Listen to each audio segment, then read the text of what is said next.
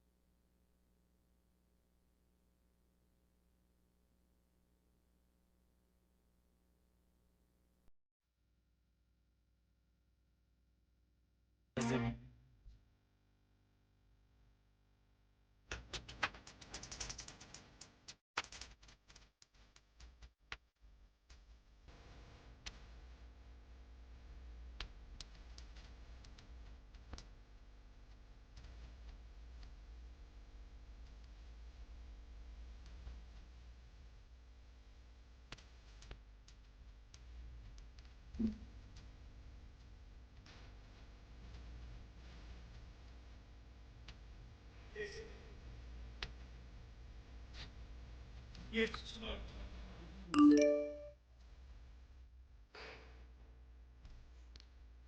Okay.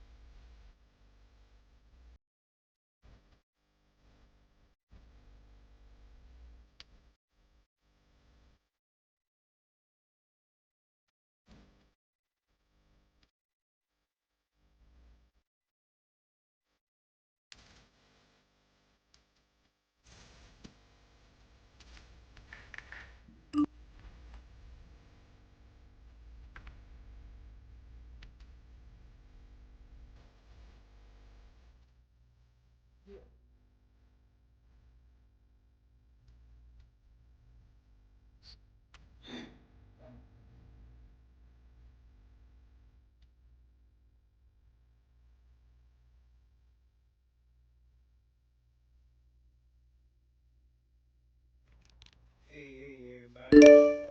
It's Big Jeff, as you know, coming to you live from No Days Off Radio, speaking on nothing but the truth. Today we're going to talk about a lot of things, a few things rather, not a lot. Ain't gonna hold everybody.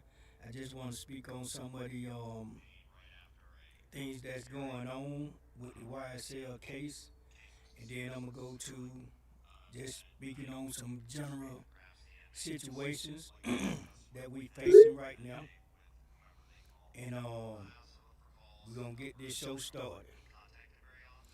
First thing I want to lead off with is, to each and everybody that's going through something in life, I want you to understand that it ain't bad as it seems, and don't let it get the best of you. Pray on it, give it to the man up above, and keep the faith. All right. Now, what we dealing with in the situation of the YSL RICO case is the furtherance of deceit, the furtherance of dishonesty within the trial, to where now you have not only the district attorneys being dishonest in the trial, but you have witnesses that are coming in that's in law enforcement that's being dishonest in the trial. Meaning, somewhere down the line, someone is being narrated to what they have to say, what they need to say in court, as far as in questioning, what they need to speak on, if forth and whatnot on, these defendants and other trials. And the thing that strikes me the most is, how can you sleep with yourself knowing that you are trying to convict people of crimes that you can't even explain how they was committed? And I'm saying that to give you an understanding as to you have law enforcement officers coming in testifying to crimes that doesn't link none of the gentlemen that's in this court hearing, this court trial rather, to any of these crimes. So what's the purpose of them? If a lot of you are paying attention and looking at the case, and you're wondering how come the defendants attorneys are not trying to question some of these witnesses, is because the testimonies that they're testifying to does not concern them. It doesn't concern any one of these defendants. So let's make it make sense. You showing videos, you showing incident reports, you showing, things of nature to where everything that's being talked about, discussed, or shown as evidence is not evidence toward none of these young men that's in trial, but it's relating to people who they know, not people who you can consider gang members, not people who you consider out here doing crimes to get recognition to be a gang member. Nor are they trying to extend the relationship or the nature of the gangs. And it's not making sense. So we got to stop the bleeding somewhere. We got to stop the bleeding somewhere.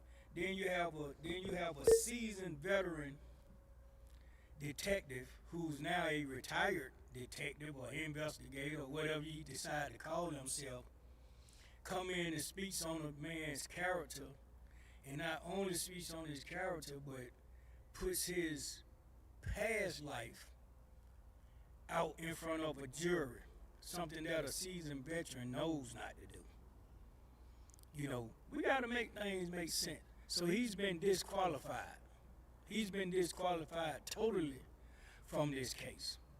And that doesn't look good on you as a law enforcement officer to me. That doesn't look good. And you have other officers who are coming in, who have came in and did the same thing.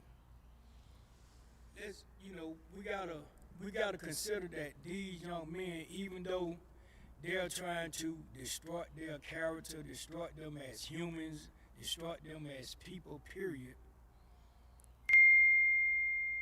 they got lives too. These are their lives you're playing with. And it's an insult to the people to me. It's my opinion. That you would come and you would try to incriminate people off of things that you can't prove. Let's make it make sense. You have district attorneys who are coming in to try to argue a case, and they don't have a clue themselves about the case, the parts of the case that they're trying to argue. They're asking the same questions to the same people 3 and 4 times. If you have 100 or more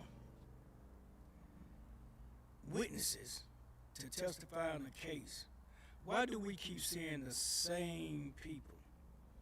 Why do we keep hearing them testify to the same questions that they have been asked the first, second, and third time of their appearance? So this is another part of their stall tactic. This is another part of stall tactic. We gonna stall. We gonna keep bringing in these law enforcement officers until we can pressure another civilian to come in to testify to practically nothing. You're calling in these gentlemen's parents. You're calling in people out of their neighborhoods who don't have a clue as to what's going on. Then you have a gentleman you call to come. He comes, testify, and at the end he asks the question that, are you all through with me? So, cause I'm tired of y'all coming, pressuring me to come to court to testify this, that, and the other, and it almost cost me my job. That lets us know that this district attorney office, and I'm saying district attorney office because all of them are playing a role in it. And the lead ringer is Funny Willis. We have had at least 12 district attorneys trying to help prosecute a nothing case. This is a bogus case. It has been indicted with a bogus indictment. You have judges who are in on this bogus case. And I'm not talking about Judge Whitaker. I'm talking about judges who are in other courtrooms who has some of these same guys that's on this RICO coming before them that they're not even giving a second thought to treat them fair in their hearings. Among my family members, some of my grandsons and my sons. So, let's make this shit make sense. Let's make it make sense. It's continuous. They're continuous and consistent with the lies that they're coming in to try to make everyone think that it's the gospel. And it's not adding up. It's not adding up at all. What are we going to do about this as a people of the city of Atlanta? What are we going to do about this as a people of the state of Georgia, who now we are seeing this being a domino effect around the city of Atlanta, around the state of Georgia, county to county. If you have something to do with a person, hey man, let's make it right. Let's make it right. I'm not saying disregard the law, but let's obey the law as well. On both sides. On both sides. And I think that a lot of these people are really using their status to do unlawful things to people in courts. So these are our loved ones we're talking about. This could be your loved ones that you're looking at. So let's make it make sense. Let's make it make sense because it's not fair. It's not fair. We as a black community, we got to stand together. We got to start standing together. We got to bring this nonsense to a close, and the only way we're going to be able to do it is we got to unite. We got to unite. You know, we are not enemies of each other. We don't have issues with each other. We don't have conflicts with each other. We are being made to believe that we have these issues with each other. So why should we allow the state of Georgia prosecution teams to be expressing themselves to try to make it right? Everybody knows that these young men, every young man in Atlanta that's considering themselves a gang member is false flagging. They're false flagging. They are not gang members, and they know they are not gang members on a true gang member note. So let's take that weapon away from the system, because that's what they're trying to do. They're trying to make you live up to something that you know you're not, and they know that you're not that.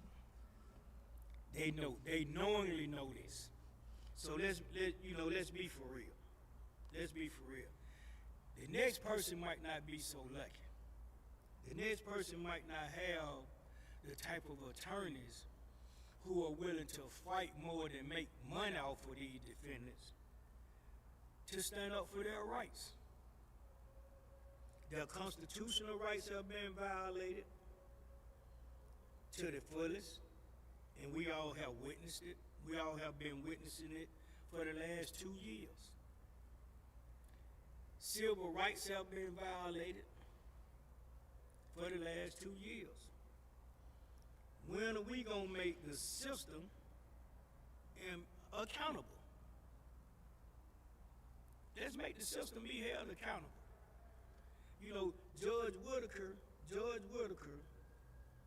is so distraught with this case, and it's sad that a judge has to feel like that about her judicial system that she has sworn to uphold. It's bad.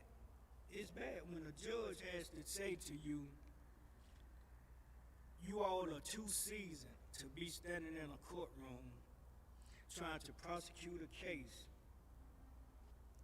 and you acting as if you have not one clue about how to prosecute a case. And it's because, Your Honor, it's being done illegally and unfair. They are misleading the system. And it's to where they doing it and they don't care. They have gotten away with it so much from the first judge on the bench, Mr. Glanville, to where it's their habit now. They really feel as if they're doing the right thing because he allowed them to get away with so much. He awarded them so much leeway. And now it's coming out.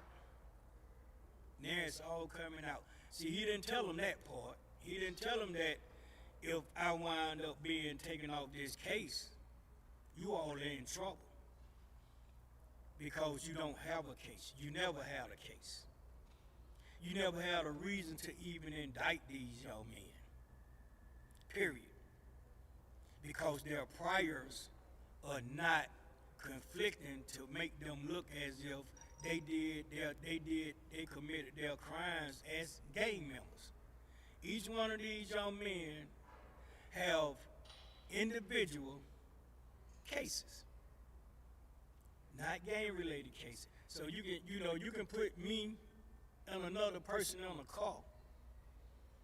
We can go out and commit a crime, but that doesn't make us commit the crime because we're gang members.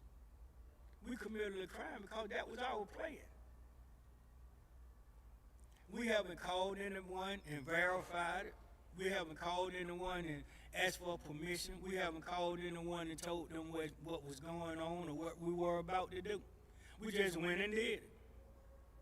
So that doesn't confirm that you did something as a gang member. So that's not a conspiracy. You can't consider that a conspiracy. We gotta make these people accountable.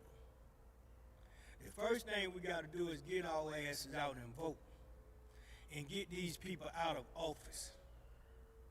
We got to get out, we got to vote, we got to get these people out of office. And that's in every city. If you have this going on in any city around the world, you start with your political leaders.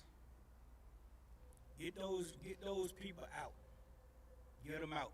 You know that they're unfair. You know they're unjust. You know they're not abiding by the law themselves, and they're trying to convict you for. How can you convict me of a law that you're breaking?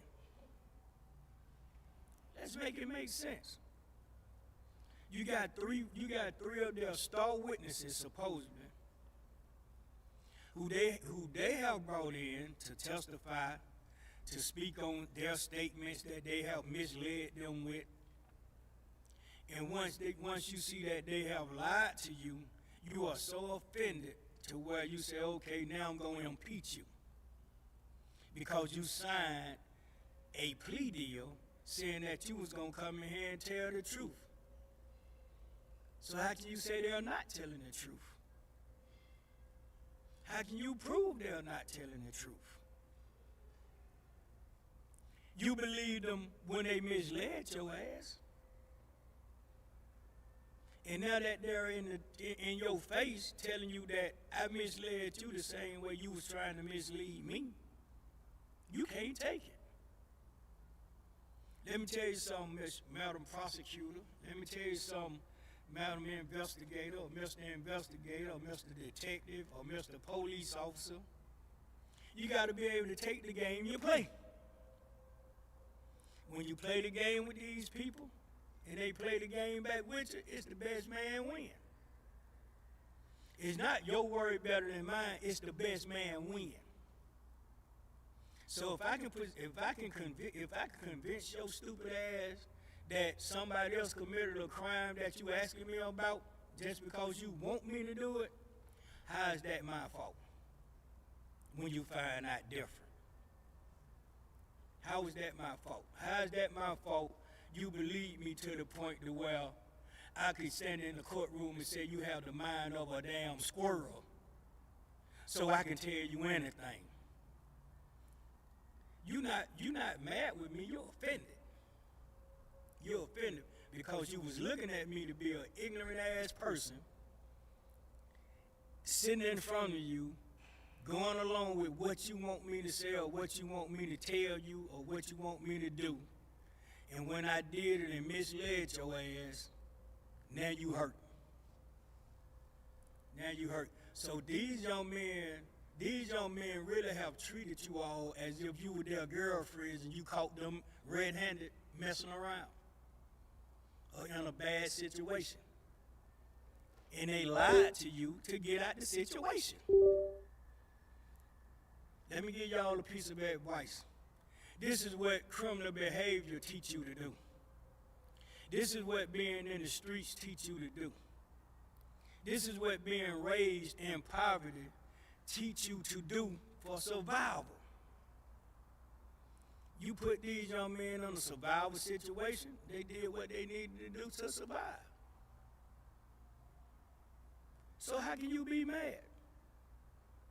How can you say I'm gonna send you to jail?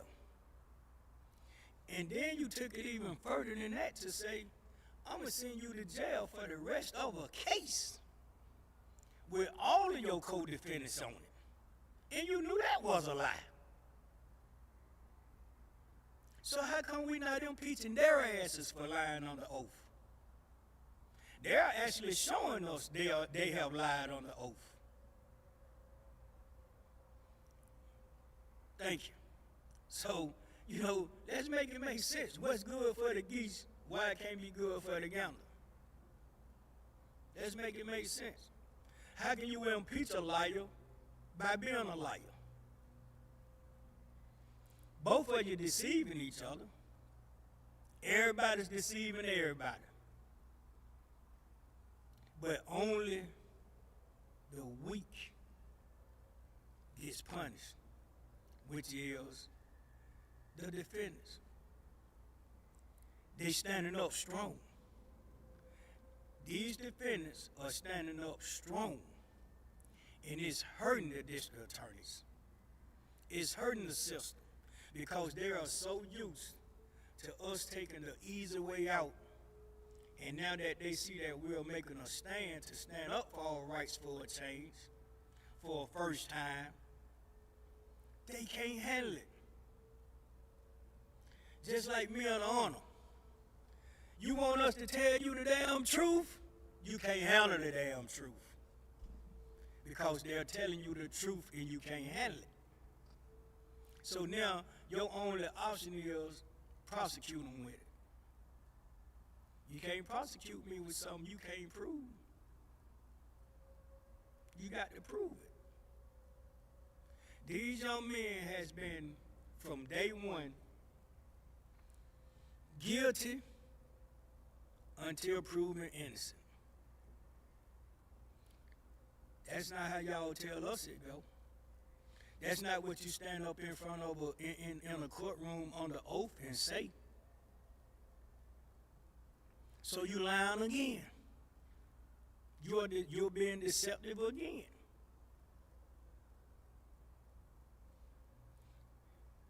And it's sickening. Everyone who's viewing this case, who have viewed this case for the last 29 months, everybody has the same opinion, that this case is sickening. This case has been going on so long, people have started to wonder, what the hell is our system doing?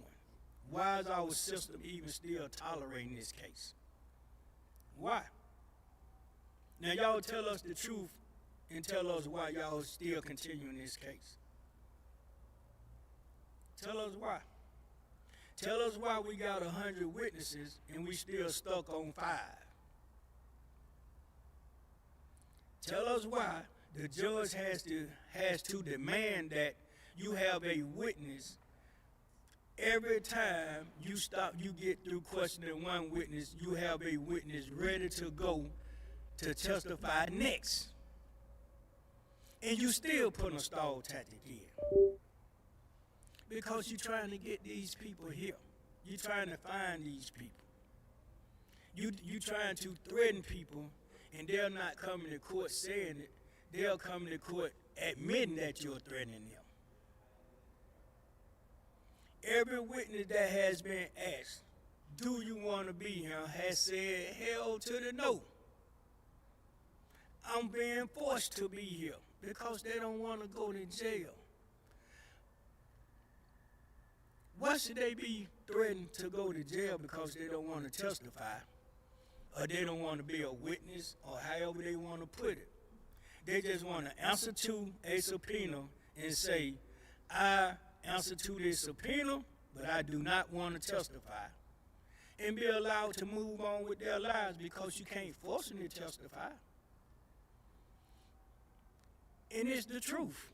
You can't force a person to testify. And if anybody stand in the courtroom and say, you have to testify again to a subpoena, they need to be locked up. They need to be arrested. They need to be charged with lying under the oath, because we have a district attorney who have shown us consistently that you do not have to testify to a subpoena.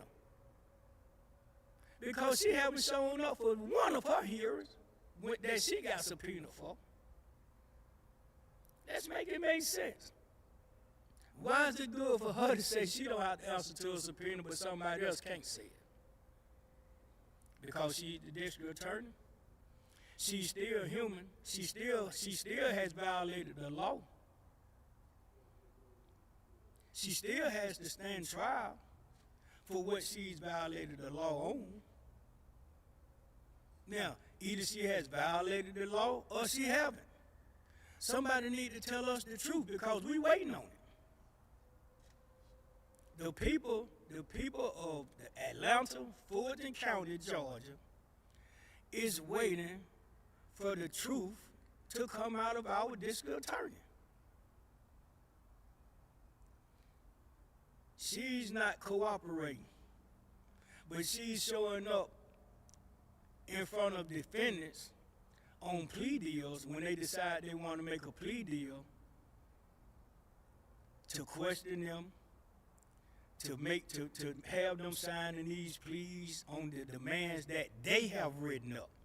Not the demands of the system, but the demands that they have written up for these men to plead to. They can plead to being in a gang. Ain't nothing wrong with that.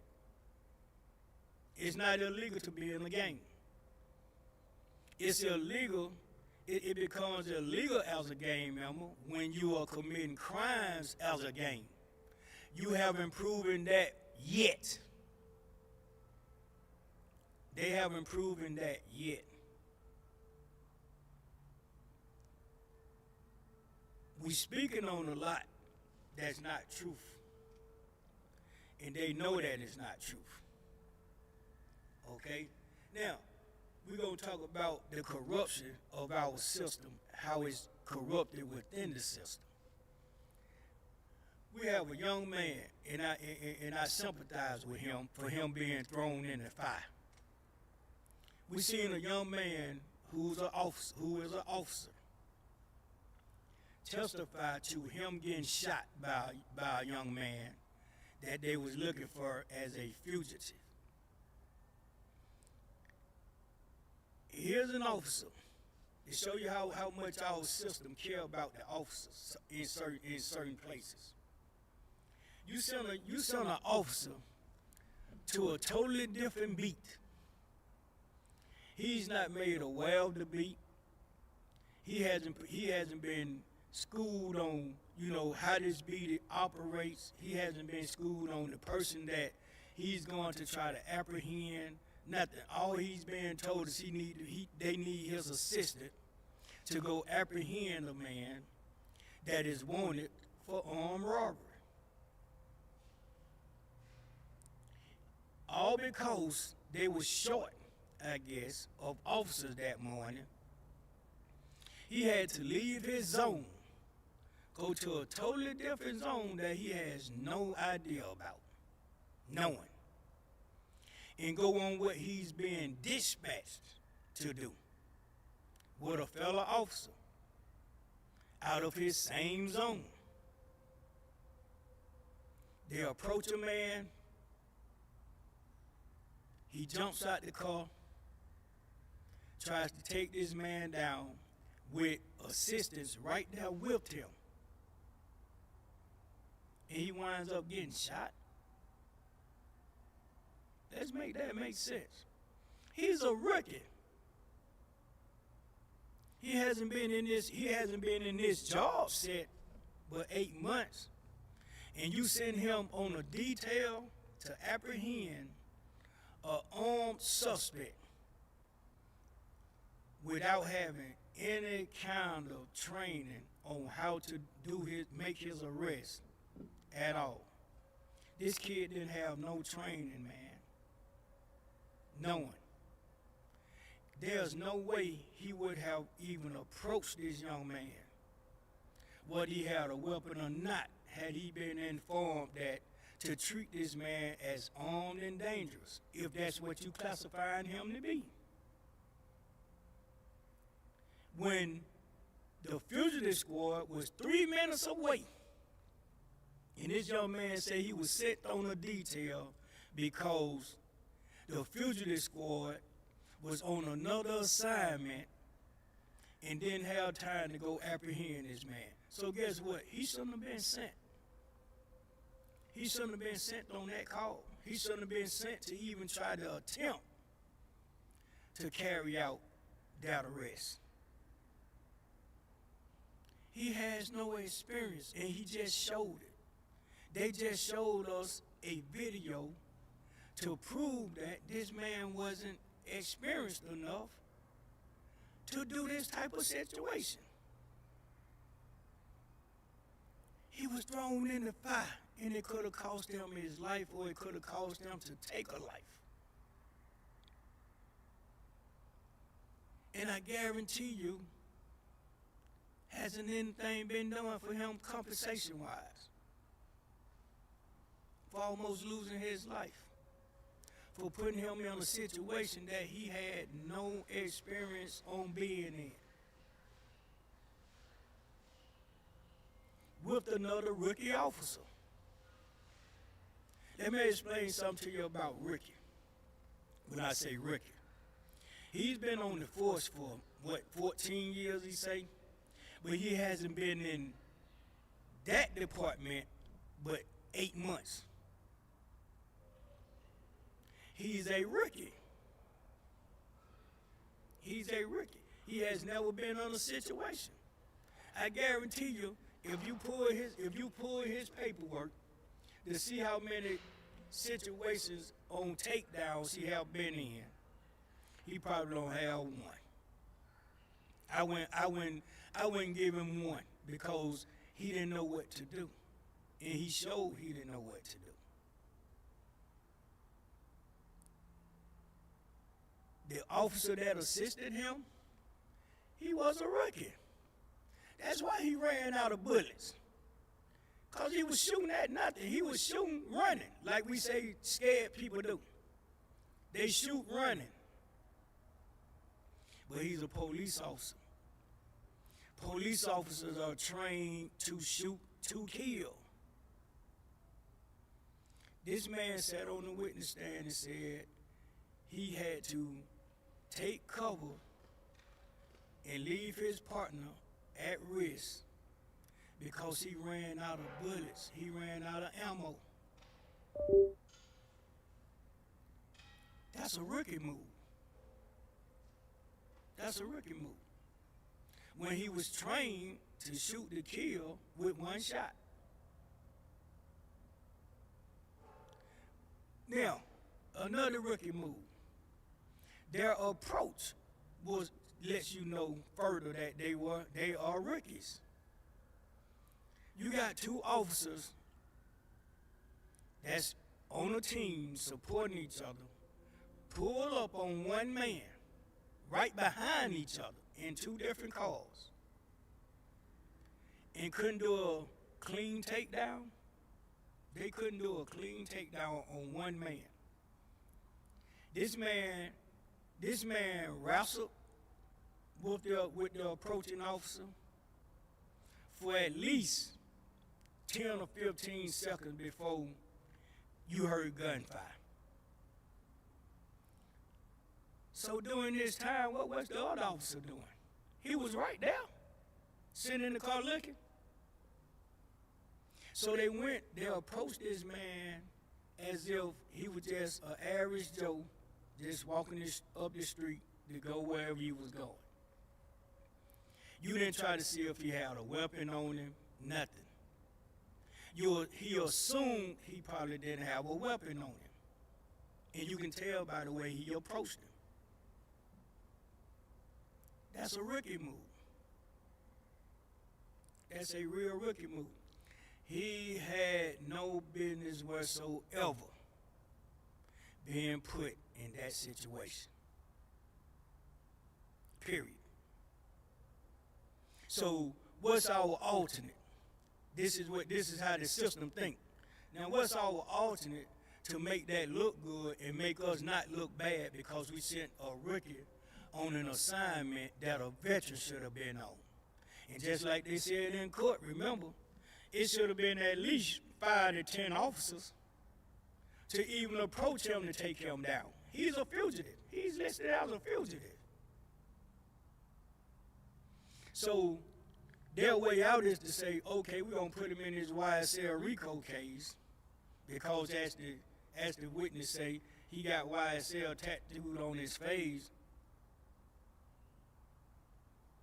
Okay, what that got to do with the price of coffee? This kid had on a bubble jacket, so he had to have time. He had to struggle to even get to a weapon. If he had one on him, you couldn't see it. So for the time that expired between him and the officer tussling until we heard gunshots fired, That don't look right. That don't look good. So to cover it up, we gonna make him a YSL gang member, put him in the RICO, cause he wouldn't have been in the RICO. He did that crime individually.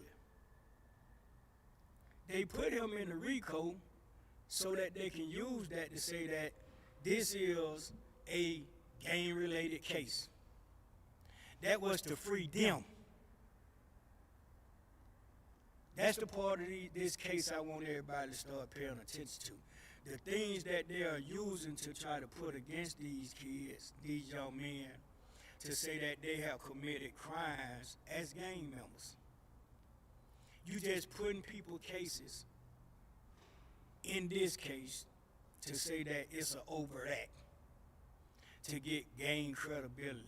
How in the hell can you get gang credibility off something that's not being done as a gang? We gotta make it make sense. There's no such thing as these kids having beef. All of them know each other. All of them go from place to place with each other. You know, just because we go out together don't make us a gang. Because I'm quite sure, if you go to some of these places up from the beginning of Buckhead to the end of North Georgia, or some places down south, we'll run into a lot of investigators that's out together, a lot of district attorneys that's out together, a lot of judges that's out together, the whole 9 yards. Do that make them gangs? Does that make them gang members because they go to the same place to enjoy themselves? You know, it's very rarely you're going to find under 2 people going out. If you find under 2 people going out together, then that's a solo act. But anytime people go out, we got to realize now they go out in groups. If they don't go out together, they meet there. If they don't get there together, they meet there. They call and say, meet me at so-and-so. Where we going tonight? Let's go to so-and-so, so-and-so. That makes them a gang. I have been in a couple of places, people, where I have seen people come in, have a good time, and this is in upscale places, as they consider them to be. And somebody wind up fighting. Somebody wind up, being disoriented. And then it becomes 3 or 4 people being disoriented, or 4 or 5 people fighting. And they be broke up, took out, and made to leave the premises.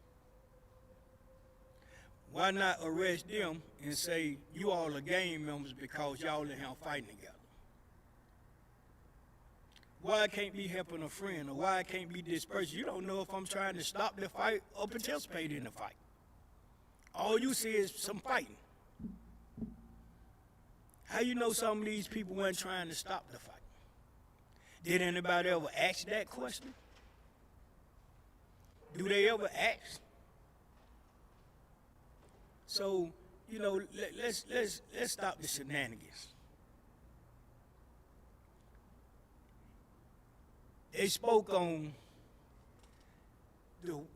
people saying, that the police officers come in the neighborhood and they be aggressive to the people in the neighborhoods, whether it's Cleveland Avenue, Bankhead, the West Side, Carver Homes, or the Inglewood area. They be aggressive. The officers are aggressive. So you can't use this one incident to say that's supposed to clear how the police officers come into a neighborhood to excise on a crime. What about when they just pull up on these guys and jump out the car, tell everybody to lay down and this, that, and the other, and if a person don't agree with it, they slam him down or beat him down? How you justify that? How can we justify that? When they come into our neighborhoods, they are aggressive. They do come with the intent to take you down however necessary. If you don't abide by the rules. Why should you run up on someone just because they're in a poverty-stricken neighborhood and say, lay down on the ground? If you seen me up in Buckhead, you wouldn't tell me lay down on the ground. You'll tell me, come here, sir. We got a call, this, that, and the third. You're going to approach me the right way. So why you can't approach us the right way in our neighborhoods, regardless of where we're at? That's the proper way to approach them. We got to make it make sense. I'm glad they didn't kill that kid, even though he was begging to be shot. I'm glad they didn't shoot him. I'm glad the officers had enough respect for themselves to not shoot this kid. He was begging to be shot because he felt like, if I make any kind of sudden move, these people gonna kill me. That's why he was saying that. Because of what he had done. So I applaud those officers for not killing that kid. They handled the situation the way it should have been handled. But that don't excuse the officers who abuse it. That doesn't make them look good, because they did what they did.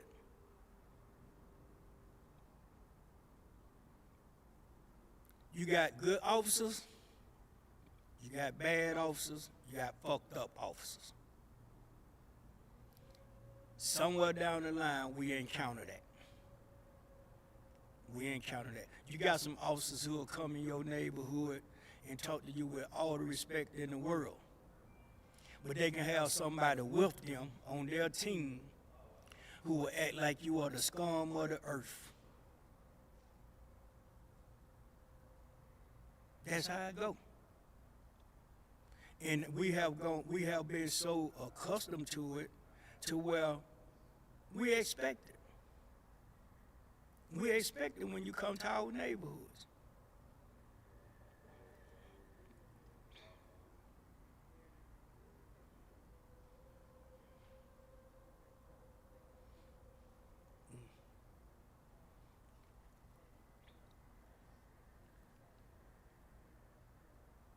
There you go.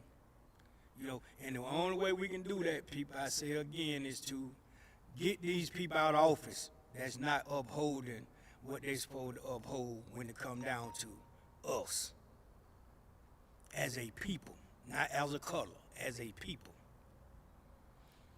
Our color, our skin color, has us in a dominant situation off the rip.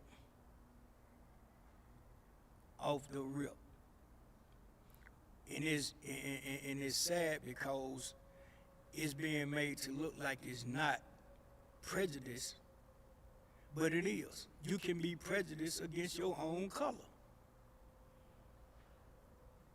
Please stop thinking that you can't. Whoever thinks that you can't be prejudiced towards your own color, something wrong with them. Your own race. It be shown a lot. Go in some buildings. We gonna go away from law enforcement. Go in a doctor's office. Go in a damn department store. Go in a grocery store. It's the same thing. We are always expected to be out of order. We got to change the narrative, people. We got to change the narrative. Let's stop making these people think that they are right about how we carry ourselves. We know how to carry ourselves. We should know.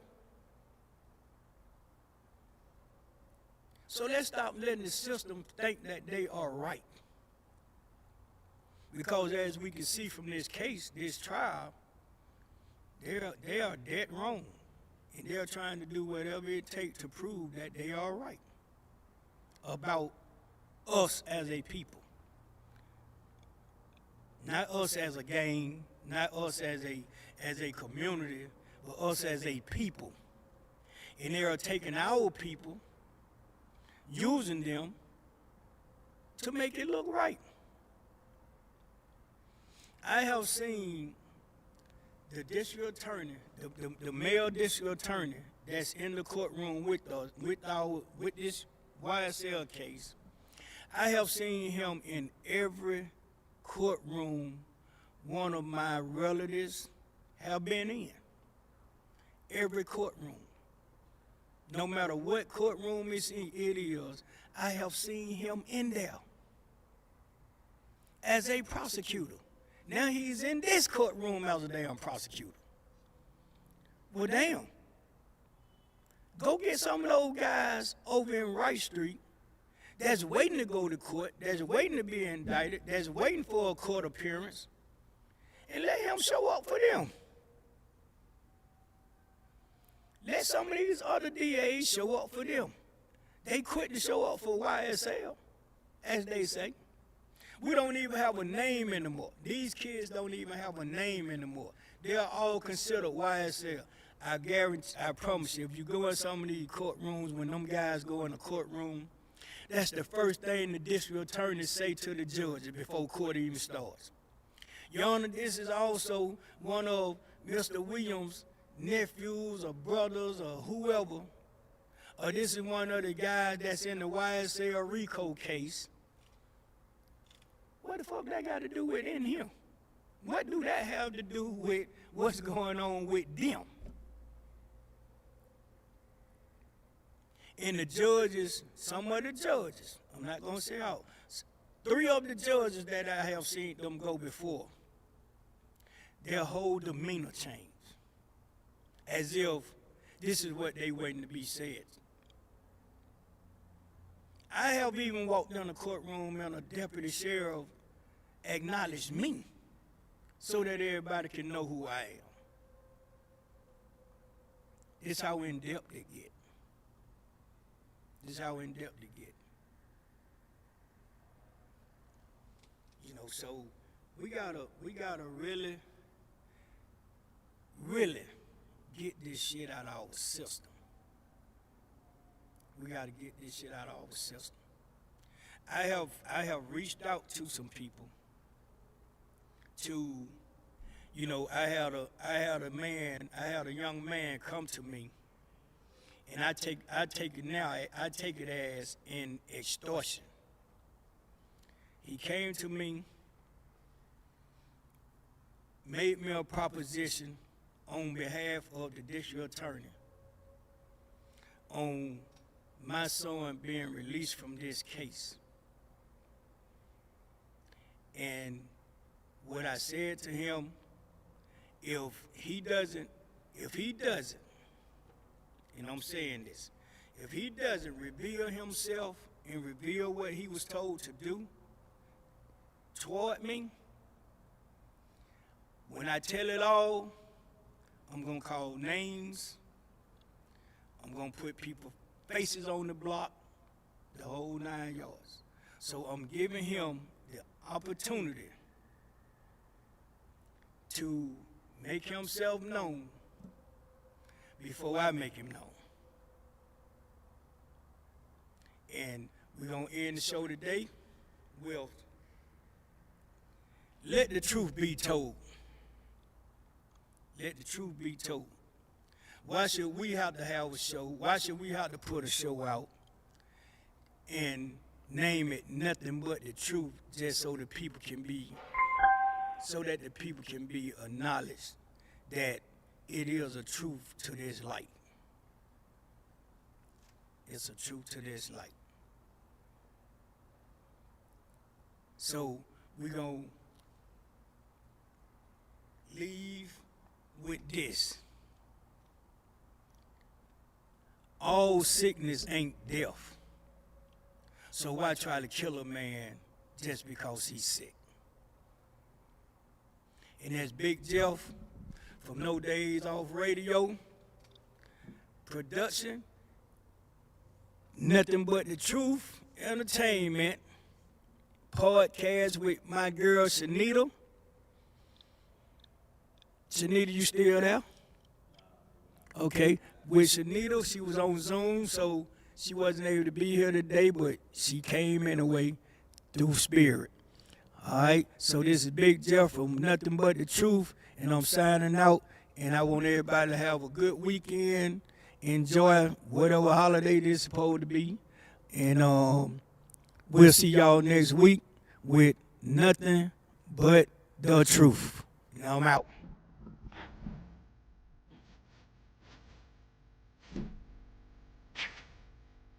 Well,